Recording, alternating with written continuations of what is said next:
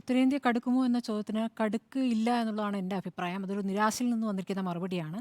കാരണം ഈ പറഞ്ഞ കാര്യങ്ങൾ ഈ സർവേ തെറ്റാണ് എങ്കിൽ ആ സർവേ നടത്തിയവർക്കെതിരെ അല്ലെങ്കിൽ സർവേ വിവരം പുറത്തുവിട്ടവർക്കെതിരെ കേസ് കൊടുക്കാവുന്നതാണ്. അങ്ങനെയൊന്നും ചെയ്തിട്ടില്ല എന്ന് മാത്രമല്ല, ആ സർവേക്ക് ശേഷം നടത്തിയ പ്രസംഗം, മോദിയുടെ പ്രസംഗം പ്രധാനമാണെന്ന് ഞാൻ കരുതുകയാണ്. ഇപ്പോൾ രാജസ്ഥാനും ഹരിയാനയിലും മാത്രമായിട്ടാണ് ഒരു സർവേ നടത്തിയതെന്ന് ഞാൻ കരുതുന്നില്ല. മറ്റു സർവേകൾ പുറത്തുവിടാത്തായിരിക്കാം ഒരുപക്ഷെ.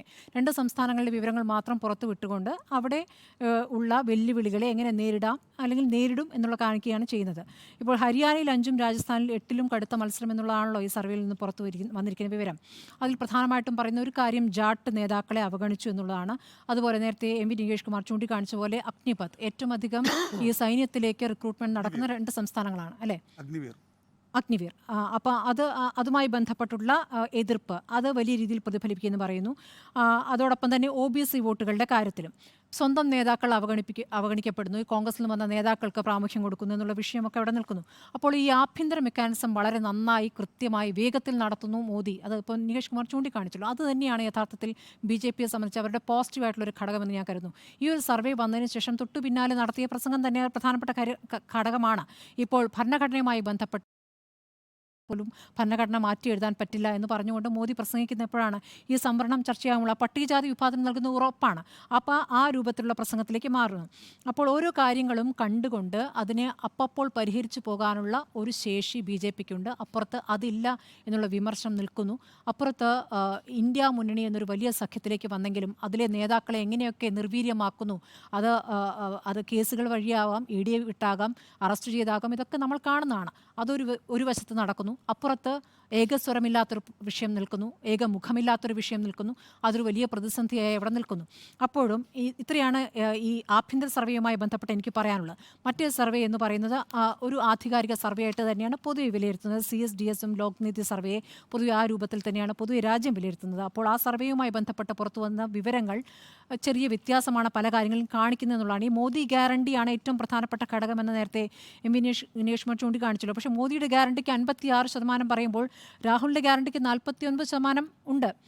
7% വ്യത്യാസം. ആ 7% വ്യത്യാസം എന്ന് പറഞ്ഞാൽ അപ്പുറത്ത് വലിയ തോതിൽ മോദി ഗ്യാരണ്ടി, എൻ്റെ ഗ്യാരണ്ടി എന്ന് പറഞ്ഞ് ഞാൻ എന്ന് പറഞ്ഞുകൊണ്ടിരിക്കുകയാണ്. ആ ഗ്യാരണ്ടിയും ഈ ഗ്യാരണ്ടി തമ്മിൽ വെറും 7% വ്യത്യാസമേ ഉള്ളൂ എന്നുള്ളൊരു ഘടകം അവിടെ നിൽക്കുന്നു. പിന്നെ 2019 65% കേന്ദ്ര സർക്കാരിൽ തൃപ്തരാകുമ്പോൾ 2024 ആകുമ്പോഴേക്കും അത് 57% ചുരുങ്ങിയാണ്. അപ്പോൾ അതൃപ്തരുടെ എണ്ണം 30% ഇപ്പോൾ 2019 അതൃപ്തരുടെ ശതമാനം 30% ഇപ്പോൾ അത് 39% വർദ്ധിക്കുന്നു. ഇതാണ് ഒരു പ്രധാനപ്പെട്ട വ്യത്യാസം. ഈ ഭരണവിരുദ്ധ വികാരമില്ല എന്ന രീതിയിൽ അതിനെ കാണിക്കുമ്പോഴും പല ഘടകങ്ങളുണ്ട്. പക്ഷേ ആ ഘടകങ്ങളിൽ BJPക്ക് അല്പം മുൻതൂക്കം എന്ന നിലയ്ക്കാണ് കാണേണ്ടത്. അതിനെ മറികടക്കാനുള്ള ഒരു തന്ത്രം അപ്പുറത്തില്ല എന്നുള്ളതാണ് നിരാശാജനകമായിട്ടുള്ള കാര്യം. ഇന്നിപ്പോൾ തിരഞ്ഞെടുപ്പ് നടന്നാൽ കോൺഗ്രസ് സഖ്യത്തെ പിന്തുണയ്ക്കുമെന്ന് പറയുന്നവർ വെറും 34%, എതിർക്കുമെന്ന് പറയുന്നത് 46%. BJP ഇന്ന് തെരഞ്ഞെടുപ്പ് നടന്നാൽ BJP പിന്തുണയ്ക്കുന്നു എന്ന് പറയുന്നവർ 40%, എതിർക്കുമെന്ന് പറയുന്നവർ 21%.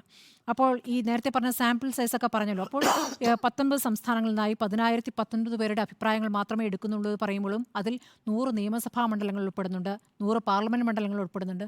അതോടൊപ്പം തന്നെ 400 പോളിംഗ് സ്റ്റേഷൻ പരിധികൾ ഉൾപ്പെടുന്നു. ഇതൊക്കെ കണക്കാക്കിയിട്ട് ശാസ്ത്രീയമായിട്ട് എടുത്താണ്. ആളുകളുടെ എണ്ണം കുറവായിരിക്കാം.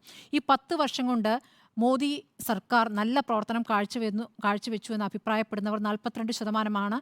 വെൽഫെയർ സ്കീംസ് നടപ്പാക്കിയെന്ന് കരുതുന്ന വെറും 18%. അത്രയും കുറവാണ്. പിന്നെ മോദിയുടെ പ്രതിച്ഛായയ്ക്ക് വെറും 10% കിട്ടുന്നുള്ളൂ. അതൊരു പ്രധാനപ്പെട്ട ഘടകമാണ്. അപ്പോൾ എത്രത്തോളം ഉയർത്തി കാണിക്കുന്നു അത്രത്തോളം ഇല്ല എന്നൊരു പ്രധാനപ്പെട്ട കാര്യം കൂടി ഈ സർവേയിൽ നിന്ന് പുറത്തു വരികയാണ്. രാമക്ഷേത്ര നിർമ്മാണത്തിന് 23% പിന്തുണ നൽകുന്നു എന്ന് പറയുമ്പോൾ ആ 23%വും ഈ BJPയെ പിന്തുണയ്ക്കുന്നവരാണ് എന്നൊരു ഘടകം കൂടി അവിടെ നിൽക്കുന്നുണ്ട്. പിന്നെ മോഡി ഗ്യാരണ്ടിയിൽ പൂർണ്ണ വിശ്വാസമുള്ളവർ 23%, ഒരു പരിധിവരെ വിശ്വാസമുള്ളവർ 33%, വിശ്വാസമില്ലാത്തവർ 35%. രാഹുലിലേക്ക് വരുമ്പോൾ പൂർണ്ണ വിശ്വാസമുള്ളവർ 27%, ഒരു പരിധിവരെ 32%, വിശ്വാസമില്ലാത്തവർ 38%. അപ്പോൾ ഇത് രണ്ടും തമ്മിൽ വലിയ വ്യത്യാസമൊന്നുമില്ല എന്നുള്ള പ്രധാനപ്പെട്ട ഘടകം അവിടെ നിൽക്കുന്നു. ഈ 2019 നോർത്തും അതായത് വടക്കും പടിഞ്ഞാറ് കടൽ NDAക്കൊപ്പമായിരുന്നു. അന്ന് 47%. 2019 48% ഇപ്പോഴേക്ക് വരുമ്പോൾ 2024 വരുമ്പോൾ അത് 47%. 1% കുറവേ സംഭവിക്കുന്നുള്ളൂ എന്നുള്ള കാര്യം അവിടെ നിൽക്കുന്നു.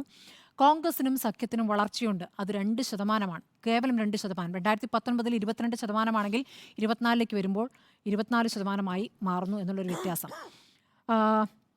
ഇതിൽ പ്രധാനപ്പെട്ട ഈ അതൃപ്തിയുമായി ബന്ധപ്പെട്ട അതൃപ്തിക്കുള്ള പ്രധാനപ്പെട്ട കാരണം എന്ന് പറയുന്നത് പണപ്പെരുപ്പം, തൊഴിലില്ലായ്മ, ദാരിദ്ര്യം എന്നുള്ളതാണ്. ഇത് വലിയ തോതിൽ ബാധിച്ചിരിക്കുന്നു. ആ തരത്തിൽ അതൃപ്തരായവർ കൂടിയിട്ടുണ്ട് എന്നുള്ള കാര്യം അവിടെ നിൽക്കുന്നു. പക്ഷേ അത് മറച്ചു വെച്ചുകൊണ്ടുള്ള പ്രചാരണങ്ങളാണ് അപ്പുറത്ത് നടക്കുന്നത്. ഇപ്പോൾ നമുക്കറിയാം ഇത്രത്തോളം ആത്മവിശ്വാസമുണ്ടെങ്കിൽ എന്തിനാണ് ഈ മട്ടൻ കറിയും മീനും ഒക്കെ പറഞ്ഞു നിൽക്കുന്നത്. അപ്പോൾ അത്തരം പ്രചാരണങ്ങൾ കൂടുതൽ കടുപ്പിക്കുന്നു. ഇപ്പോൾ സുജയ പറയുന്നു നാളെ വരാൻ പോകുന്ന പ്രകടന പത്രിക എന്താണെന്ന് സുജയ്ക്ക് അറിയാമെന്ന് പറയുന്നു. അതിൽ വികസനം മാത്രമായിരിക്കുമെന്ന് പറയുന്നു. അങ്ങനെയെങ്കിൽ ഇത്തരം കാര്യങ്ങളിലുള്ള പ്രസംഗം എന്തിനാണ് ഈ രാഷ്ട്രീയ പ്രസംഗങ്ങൾ നടത്തുന്ന തെരഞ്ഞെടുപ്പ് റാലികൾ എന്നൊരു വിഷയം അവിടെ നിൽക്കുകയാണ്.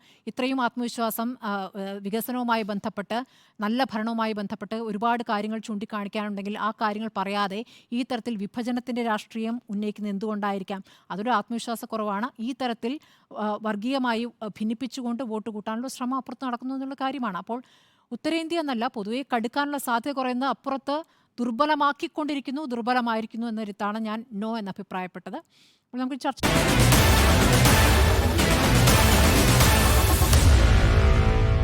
Meet the editors.